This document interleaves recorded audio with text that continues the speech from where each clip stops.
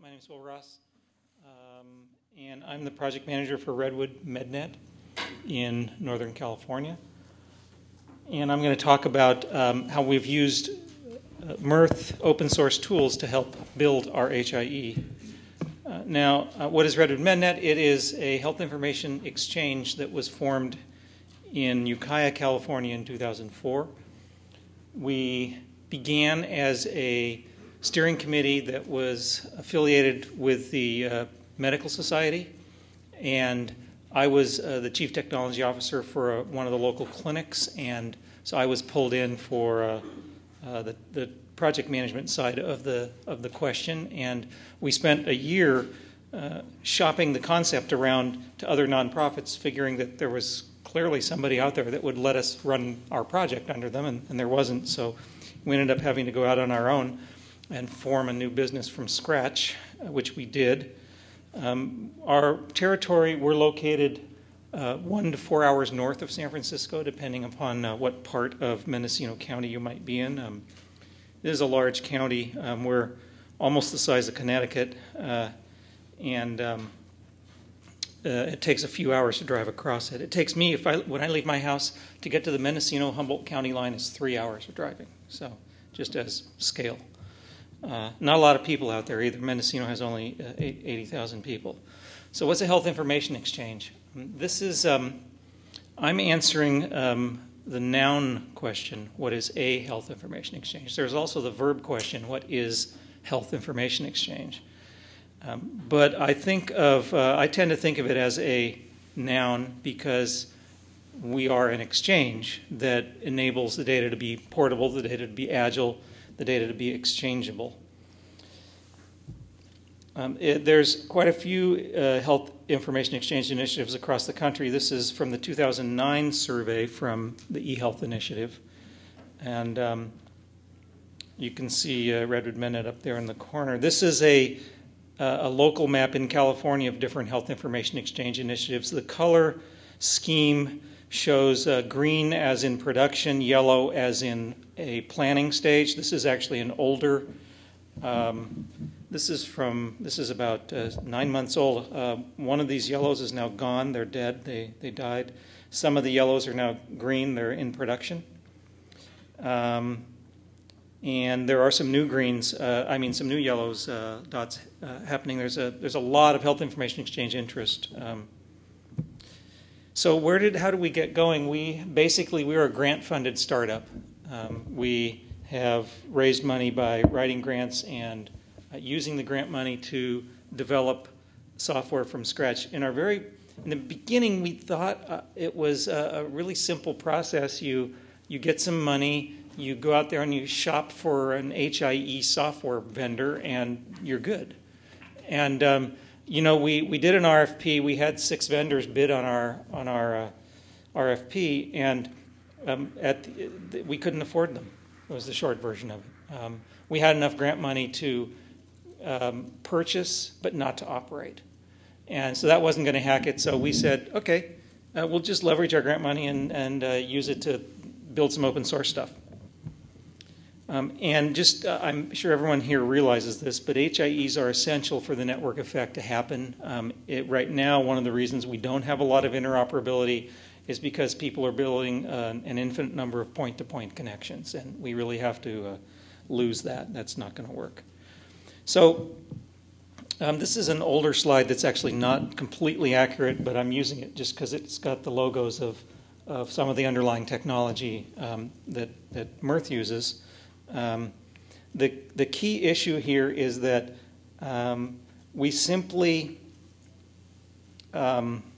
instantiate a repository and teach it to listen to incoming data, transform it if needed in order to put it away, and to push it out where it's needed, or to allow queries to be run against it using all the different types of tools that are out there. But our core stack is 3 products from the Mirth Corporation: Mirth Connect, Mirth Results, and Mirth Match, combined with the Connect open source software gateway that has evolved over the past couple of years and that we're going to hear about shortly after us. Just walking through a transaction, we're using, this is a very specific example. What I've got here is I've got, moving from left to right, we've got a laboratory information system that is pushing the data in an HL7 stream to a Mirth appliance. The Mirth appliance is sitting there inside the hospital data center because it's a security issue. It gives the hospital the assurance that they're not piping their raw data outside. They're putting it at the end of a secure endpoint. And so Redwood MedNet owns and operates that Mirth appliance. It sits there in the hospital data center, and it's a secure endpoint that we open up a circuit from that endpoint to our hub that's a Mirth instance that is hosted for us in Southern California.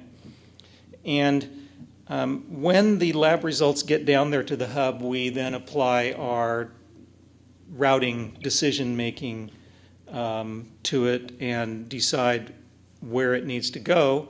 We open up enough of the packet to understand who it belongs to, and then we route it and we deliver it. In this case, what we're doing is we're sending it back across another circuit to Alliance Medical Center, which has a virtual Mirth instance in their data center up in Healdsburg, California, and they use it to insert, they use Mirth Connect at that point to insert it into a chronic disease management system. So that's just walking through it. In June, just as an order of magnitude, we're tiny in the health information exchange space. We saw 23,000 inbound laboratory test results hit our network from 6 different sending labs. 3 of them are small hospitals. We're talking about the 40 or 30 bed hospital that only does a couple hundred lab tests a day, and we are delivering data to 49 separate healthcare providers in 10 separate practices. So that's just an order of magnitude. I know we don't have a lot of time here. I want to make sure Gerald gets some time. But that's the overview. We basically started out with raw data streams from healthcare facilities. We needed a way to listen to the data. We needed a way to transform it. We needed a way to deliver it, to park it while it was while we had it, and to deliver it. And the Mirth tools give us a lot of flexibility because there are cases where we want to have a portal a user can log into and view. There are cases where the user has an application. They don't even know we exist. They don't know Mirth exists. All they know is the data is showing up, and that's actually the important part. It's not about branding a health information exchange or a health information exchange application. It's about getting the data to the user. So with that, turn it over to... Your example diagram was point to point. Do you have any multiple distribution points? Yeah, this is,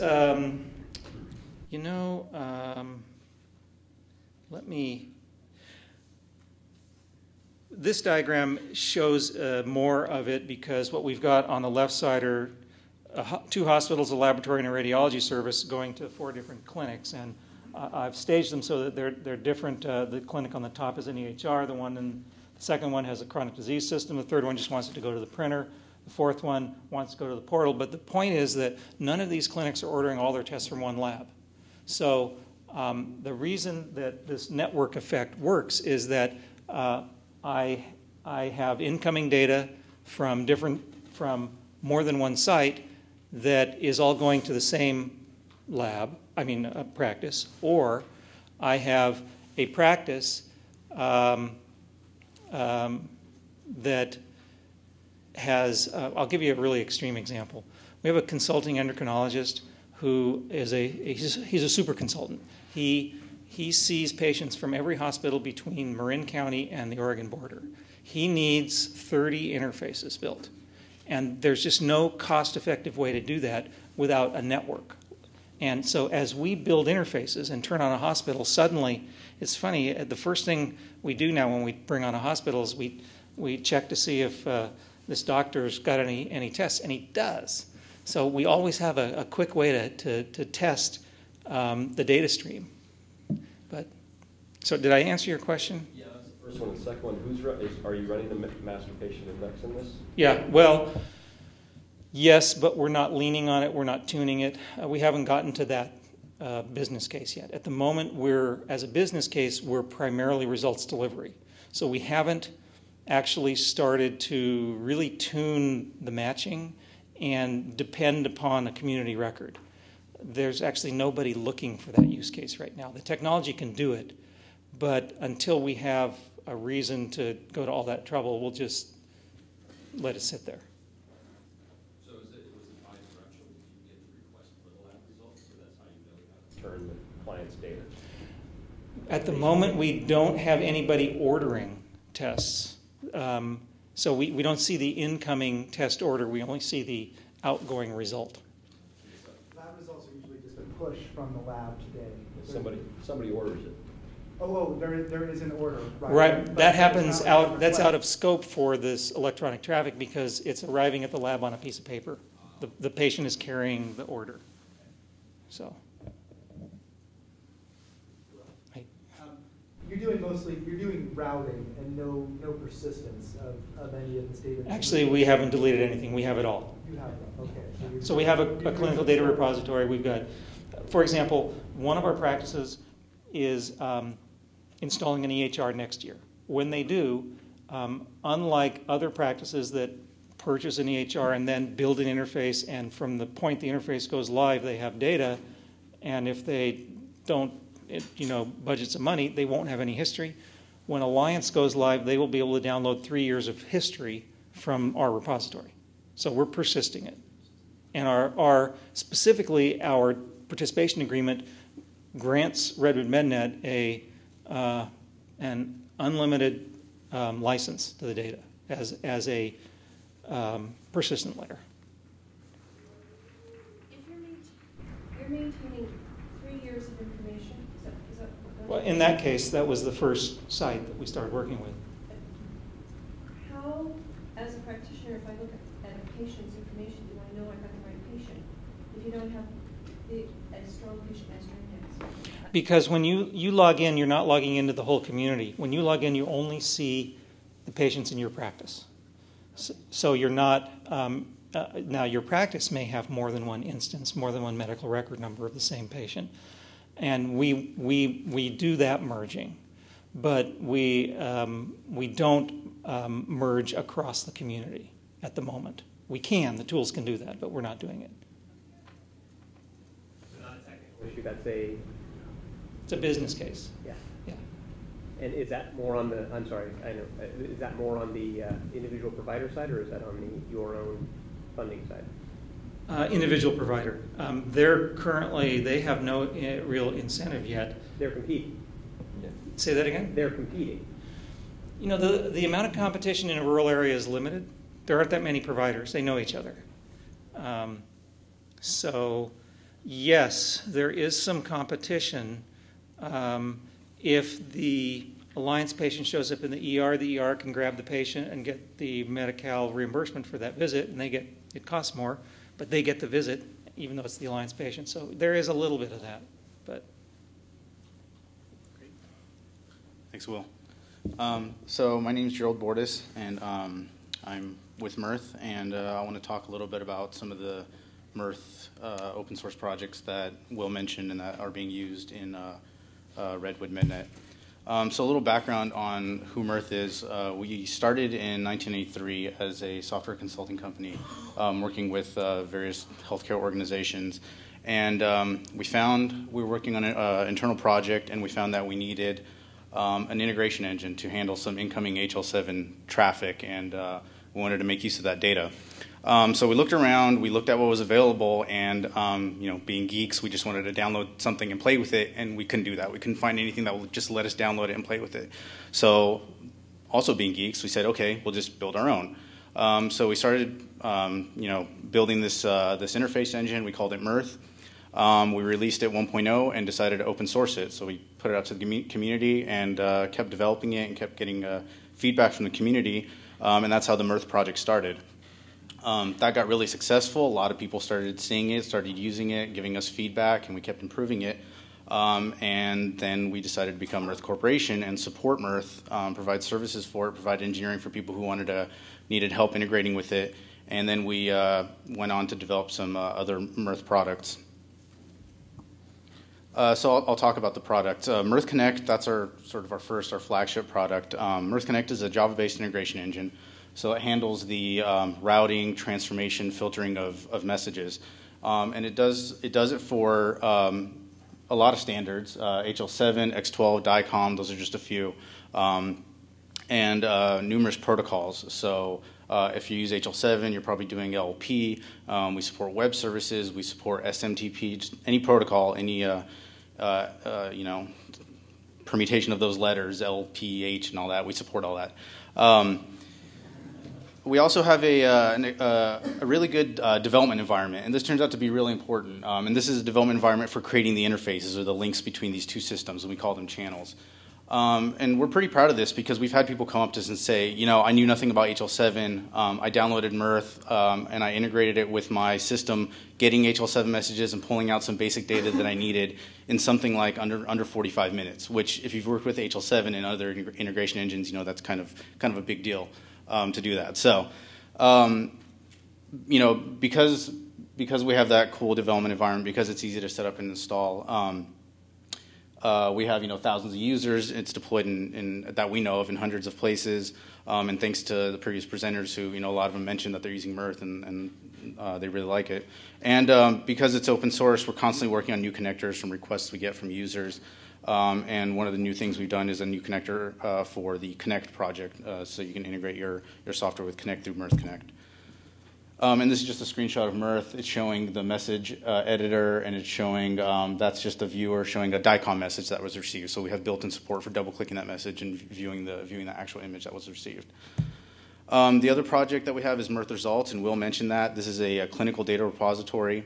It uses Mirth data feeds, and it pulls out lab result data, and has a web-based portal for viewing the information. And this is a screenshot showing one lab report. You can see the results and out-of-range values and things like that. And then we also have Mirth Match, which is our master patient index, basically correlates patients or providers or whatever you need to correlate.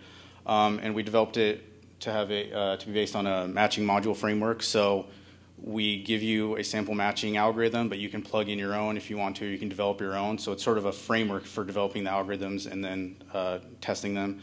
And the Mirth Match exposes a web service API, so you can integrate it into your system, and it also integrates with Connect. And it was mentioned earlier that Connect uses MPI as part of its workflow, and we've integrated with that.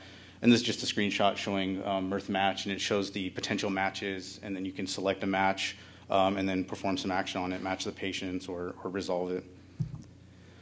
And we use all these tools then to solve problems at various levels. At the small scale, sort of inside the clinic or the hospital, we use Mirth Connect and Mirth Results to integrate a lab with a EHR or all these types of systems within the hospital. We help integrate it with the standards and protocol support.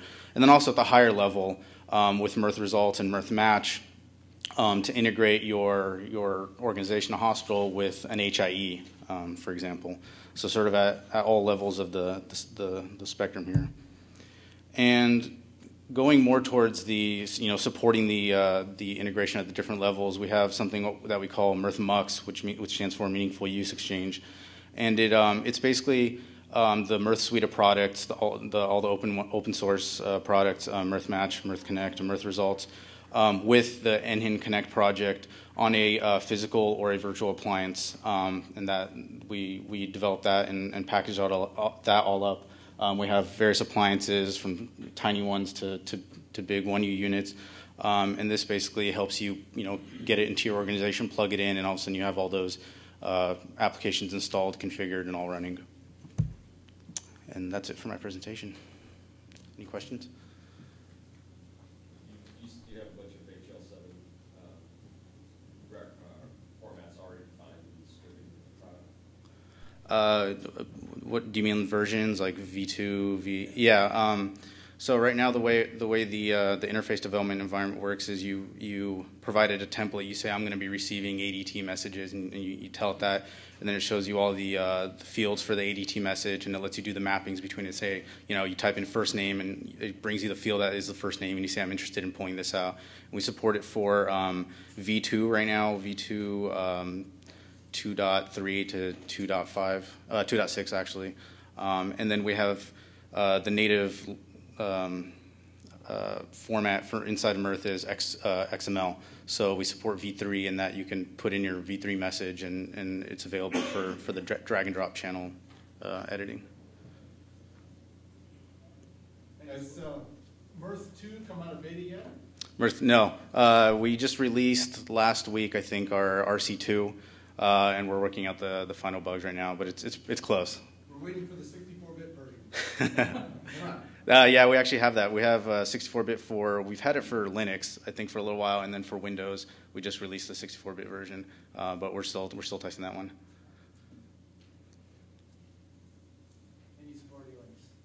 We're actually at the switching point. Okay. Thank you. Maybe